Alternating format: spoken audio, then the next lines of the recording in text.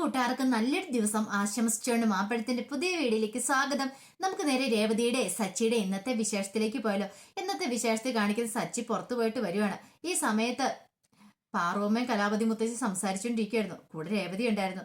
പെട്ടെന്ന് പാറൂമ്മയോട് പറഞ്ഞു, അതെ ഫുഡൊക്കെ എടുത്ത് വെക്കാൻ പറയണം. അങ്ങനെ പാറൂമ്മ പോയി ഫുഡൊക്കെ എടുത്ത് വെക്കുവാണ്.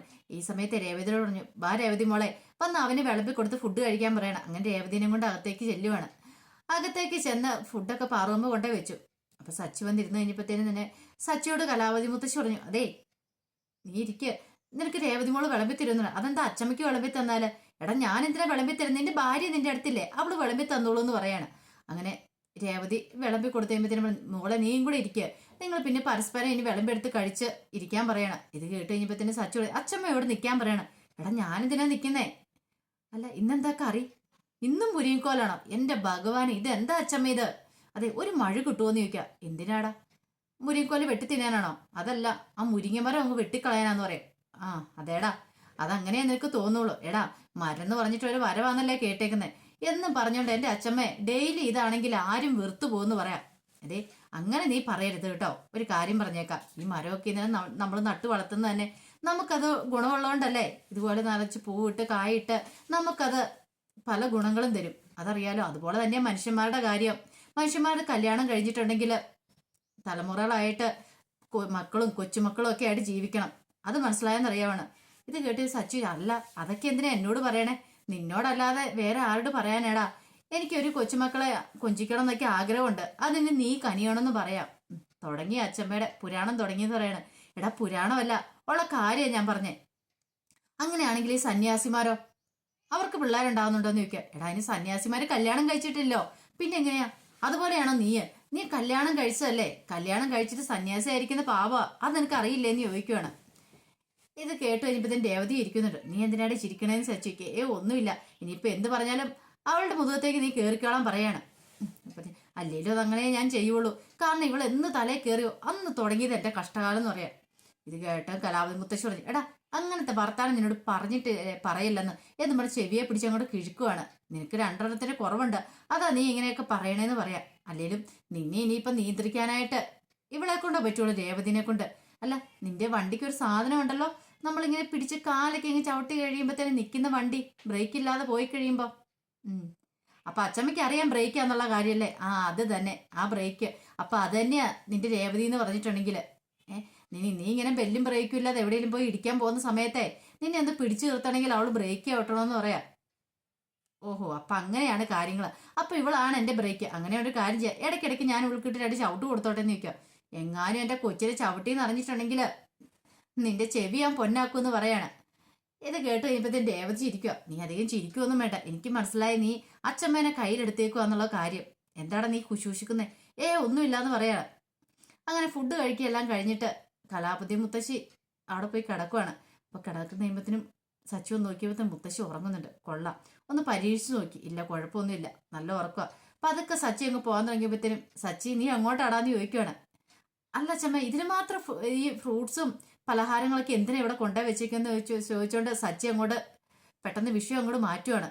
മുന്നോട്ട് വെച്ച കാല് പുറകോട്ട് വെച്ചു.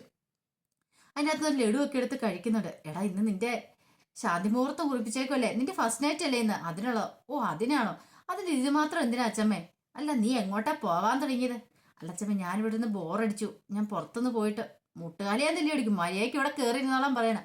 അല്ല അച്ഛമ്മ ഞാൻ പോയിട്ട് ഇപ്പൊ തന്നെ വരാന്ന് പറയണം. ഇപ്പൊ തന്നെ വരുമൊന്നും വേണ്ട, എനിക്കറിയാൻ മേലെ നിന്റെ സ്വഭാവം. അച്ഛമ്മേ എന്റെ ഫ്രണ്ട് ഉദയൻ ഗൾഫിൽ നിന്ന് വന്നിട്ടുണ്ട്, അപ്പൊ എല്ലാം കാണണമെന്ന് പറഞ്ഞു, അതുകൊണ്ടാ. എടാ നീ പോയിട്ട് 4 കാലം തിരിച്ചു വരാല്ലേ, ആ ഭൂതി അങ്ങോട്ട് മനസ്സിൽ വെച്ചാൽ മതി, മര്യാദയ്ക്ക് ഇവിടെ ഇരിക്കടാന്ന് പറയാണ്. ഈ സമയം രേവതി അങ്ങോട്ട് വന്ന് രേവതിയുടെ നേരെ നോക്കുവാണ് സച്ചി. രേവതി മൈൻഡ് ചെയ്ത് അങ്ങോട്ട് പോകുമ്പോഴത്തേന് രേവതിയുടെ സാരിത്തുമ്പെ കയറി പിടിച്ചു. എന്നിട്ട് ഈ കുഞ്ഞു പിള്ളേരിങ്ങനെ സാരിത്തുമ്പെ കിടന്ന് ഇങ്ങനെ കൊഞ്ചുന്ന പോലെ ഇങ്ങനെ അത്തെ പിടിച്ചു തിരുമ്മിക്കൊണ്ട് ഇങ്ങനെ കൊഞ്ചിക്കൊണ്ട് നിൽക്കും. ഒന്ന് പറ എന്നെ പുറത്തു വിടാൻ ഒന്ന് പറയാൻ പറയണേ. ഇത് കേട്ട് കഴിയുമ്പോഴത്തേനും കലാവതി മുത്തശ്ശി എന്താണ്? ഒന്നുമില്ല. രേവതി പറഞ്ഞു പോട്ടച്ചമ്മേ, പോയിട്ട് പെട്ടെന്ന് തന്നെ വരുമല്ലോ എന്ന് പറയണം. കണ്ടോ അവള് പറഞ്ഞു ഇനി എനിക്ക് പോകാലോ എന്ന് പറയാം. എടാ കൃത്യ സമയത്ത് തന്നെ വന്നേക്കണം, എന്റെ അച്ഛമ്മ ഞാൻ അപ്പറയുണ്ട്, അച്ഛമ്മ ഒന്ന് നീട്ടി വിളിച്ചിട്ടുണ്ടെങ്കിൽ ആ സെക്കൻഡിൽ തന്നെ ഞാൻ പറന്നു വരുമല്ലേന്ന് ചോദിക്കുവാണ്. ഇത് കേട്ട് കഴിഞ്ഞപ്പോഴത്തേന് രേവതിക്ക് ചിരി വന്നു. സച്ചി അങ്ങനെ ഓടുവാണ്. പിന്നീട് കാണിക്കുന്ന റെസ്റ്റോറൻറ്റില് ശ്രീകാന്ത് ഇരിക്കുന്ന സമയത്താണ് ശ്രീകാന്തിനെ അന്വേഷിച്ച് നമ്മുടെ വർഷ അങ്ങോട്ട് വരുന്നത്. വർഷനെ കണ്ട് ശ്രീകാന്ത് ഒരു ഞെട്ടലാണ്. ദൈവം ഇവള് ഇങ്ങോട്ട് വന്നോ? അങ്ങനെ വന്ന ഈ മാനേജറുടെ അടുത്തേക്ക് അവന് വന്നിട്ട് ചോദിച്ചു, അല്ല ഇവിടെ ഒരു ഷെഫില്ലേന്ന് ചോദിക്കും. അല്ല പേരെന്താ? പേരെനിക്ക് അറിയത്തില്ല, പുതിയതായിട്ട് വന്ന ഷെഫാന്ന് പറയാണ്. ഓ, ഒരു ചിലപ്പോൾ ശ്രീകാന്ത് ആയിരിക്കും. ആ, ശ്രീകാന്ത് അന്ന് അങ്ങനെയായിരിക്കും എന്ന് പറയണം. പെട്ടെന്ന് ശ്രീകാന്ത് അകത്തും തലയിട്ട് നോക്കണം. എൻ്റെ ദൈവമേ, തന്നെ അവൾ അന്വേഷിച്ച് വന്നിരിക്കുന്നേ. അങ്ങനെ നോക്കിക്കഴിയുമ്പോഴത്തേനും ദേ അവിടെ നിൽക്കുന്നുണ്ടെന്ന് പറയാണ്. പെട്ടെന്ന് ശ്രീകാന്ത് അങ്ങോട്ട് പോയി അങ്ങോട്ട് മറിഞ്ഞു നിൽക്കുവാണ്.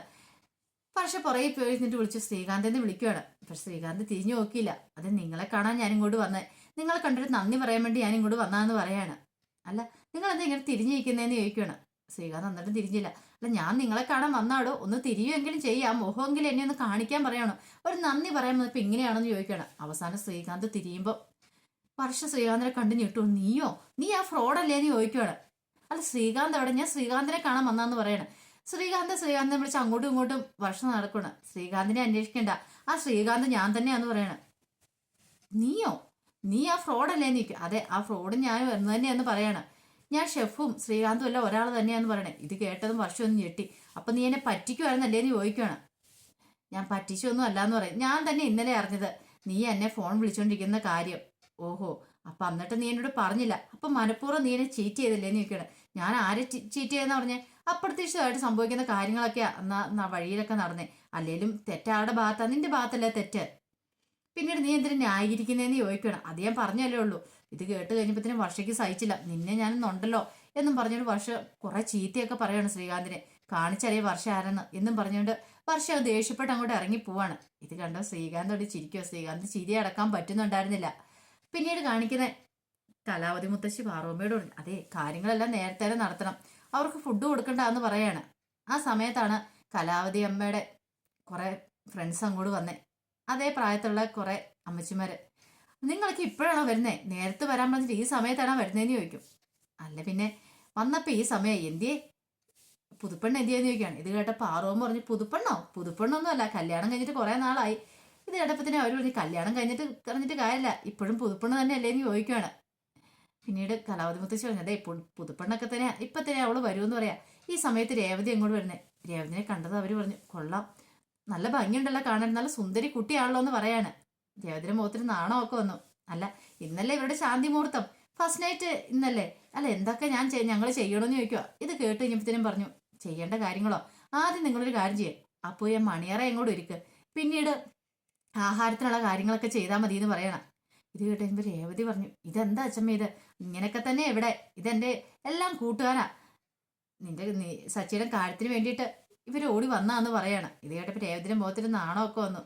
പിന്നീട് അവരെല്ലാവരും കൂടെ മണിയറ ഒഴിക്കാണ്ട് അങ്ങോട്ട് കയറിപ്പോവാം. അപ്പൊ രേവതി ഇതൊന്നും വേണ്ടായിരുന്നു അച്ഛമ്മയെന്ന് പറയണം. പിന്നെ ഇല്ലാതെ എന്റെ പ്രായത്തിൽ എന്റെ സമയത്ത് ഇങ്ങനെയൊക്കെ തന്നെയായിരുന്നു, അതേപോലെ തന്നെ വേണം നിങ്ങളുടെ ഫസ്റ്റ് നൈറ്റ് എന്ന് പറയാണ്. മോള് പോയി കുളിച്ചിട്ട് വാ.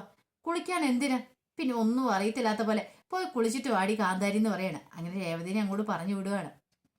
പിന്നീട് കാണിക്കുന്ന വർഷ സ്റ്റുഡിയോയിൽ നിന്ന് ഇറങ്ങി നേരെ വീട്ടിലേക്ക് പോവായിരുന്നു.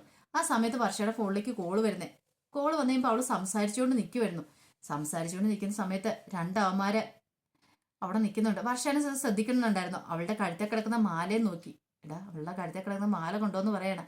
അങ്ങനെ കോള് വിളിച്ച് സംസാരിച്ചിട്ട് വർഷ ഫോണും വെച്ചിട്ട് സ്കൂട്ടി എടുത്തോണ്ട് പോകുമ്പോഴത്തേനും അവന്മാർ എന്ത് ചെയ്യണം, വർഷയെ ഫോളോ ചെയ്യുവാണ് ബൈക്കും കൊണ്ട്. ഈ സമയത്താണ് ശ്രീകാന്ത് വരുന്നത്. അപ്പൊ ശ്രീകാന്ത് കണ്ടു വർഷയുടെ സ്കൂട്ടി പോകുന്ന പുറകെ ഇവന്മാര് പോകുന്നതും കണ്ടു. പെട്ടെന്ന് ശ്രീകാന്ത് ശ്രദ്ധിച്ചു, ഇതെന്താ ഇങ്ങനെ എത്ര മുട്ടി പോകുന്നിടത്തു. പെട്ടെന്ന് എന്ത് ചെയ്യണം, അവന്മാര് ബൈക്ക് ആ മുമ്പോട്ട് കൊണ്ട് വെച്ചിട്ട് പെട്ടെന്ന് തന്നെ വർഷയുടെ മാല പൊട്ടിച്ചോണ്ട് ബൈക്ക് സ്റ്റാർട്ട് ചെയ്ത് വിട്ടു പോവാണ്. ഈ കാഴ്ച കൊണ്ട് വർഷ എന്ത് ചെയ്യുവാണ്, വർഷ പെട്ടെന്ന് അവര് പിടിച്ച് വലിച്ച സമയത്ത് സ്കൂട്ടിയെ അങ്ങോട്ട് മറിഞ്ഞു വീഴുവാണ്. വർഷം നിക്കടാന്നൊക്കെ പറഞ്ഞ് എഴുന്നേറ്റ് വരുമ്പോഴത്തേനും അവന്മാര് പറന്നു പോയി കളഞ്ഞു. പക്ഷെ അങ്ങനെ വിടാനായിട്ട് ശ്രീകാന്ത് ഉദ്ദേശിച്ചില്ല. ശ്രീകാന്ത് അവന്മാരെ പുറകെ പോവാണ്. ചേസ് ചെയ്ത് അവന്മാരെ പിടിച്ചിട്ട് അവന്മാരെ ഇടിക്കുവാണ്. അവിടെ ഇട്ട് നല്ല ഇടി കൊടുക്കുവാണ്. ഇടി കൊടുത്ത് കഴിയുമ്പോഴത്തേന് ശ്രീകാന്തിന്റെ അവന്മാര് വട്ടം കീർപ്പിച്ച് രണ്ടവന്മാരെ ഇടിക്കുവാണ്. ഈ സമയത്ത് വർഷ അങ്ങോട്ട് വന്നു. വർഷയ്ക്ക് എന്ത് ചെയ്യണമെന്ന് അറിയത്തില്ല. വർഷയുടെ കയ്യിൽ ഹെൽമെറ്റ് ഉണ്ടായിരുന്നേ. വർഷ അതിൽ ഒരുത്തരം തലക്കിട്ട് ഇടിക്കുവാണ് ആ ഹെൽമെറ്റ് വെച്ചിട്ട്. അവൻ താഴെ വീണു. പിന്നീട് അവിടെ ഒരു പൊരിഞ്ഞ പോരാട്ടം നടന്നത്. വർഷയും ശ്രീകാന്തും കൂടി അവന്മാരെ തറ പറ്റിച്ചു. അവന്മാരെ അവസാനം ജീവനം കൊണ്ട് ഓടുവാണ്. അങ്ങനെ ഓടിക്കഴിഞ്ഞിട്ട് വർഷയോട് ശ്രീകാന്ത് വന്നിട്ട് ചോദിച്ചു, എന്തെങ്കിലും പറ്റിയോ, കുഴപ്പമുണ്ടോ സ്കൂട്ടിയെന്ന് പറഞ്ഞു വന്നിട്ട്. കുഴപ്പമൊന്നുമില്ല. അല്ല നിങ്ങൾക്ക് എന്തെങ്കിലും പറ്റുമോ എന്ന് ചോദിക്കുകയാണ്. എനിക്കൊന്നും പറ്റിയൊന്നുമില്ല, പറ്റിയതെല്ലാം അവന്മാർക്കല്ലേ എന്ന് പറയാണ്. പിന്നീട് ശ്രീകാന്ത് തന്റെ കയ്യിൽ ഒളിപ്പിച്ചു വെച്ച ആ മാല അങ്ങോട്ട് കൊടുക്കുവാണ്. എന്നാന്ന് പറയാണ്. ഇത് കണ്ടതും വർഷയ്ക്ക് ഭയങ്കര സന്തോഷമായി. രണ്ടുപേരും കണ്ണിക്കണ്ണി നോക്കി നിൽക്കുകയാണ്. അതിന്റെ വിശേഷങ്ങളൊക്കെയായിരുന്നു കണ്ടത്. ഇതിന്റെ ബാക്കി വിശേഷങ്ങളുമായിട്ട് നാളത്തെ പ്രൊമോയി വരാട്ടോ. അപ്പൊ ആദ്യമായിട്ട് കാണുന്നവരാണെങ്കിൽ ചാനൽ ഇഷ്ടപ്പെട്ട ഒന്ന് സബ്സ്ക്രൈബ് ചെയ്യാൻ മറക്കരുതേ. അതോടൊപ്പം തന്നെ കണ്ടുകൊണ്ടിരിക്കുന്ന എല്ലാവരുടെ സപ്പോർട്ടിലേക്കും തുടർന്നും പ്രതീക്ഷിച്ചുകൊണ്ട് എല്ലാവർക്കും ഒരിക്കൽ കൂടി നല്ലൊരു ദിവസം ആശംസിച്ചുകൊണ്ട് നിർത്തുന്നു. നന്ദി.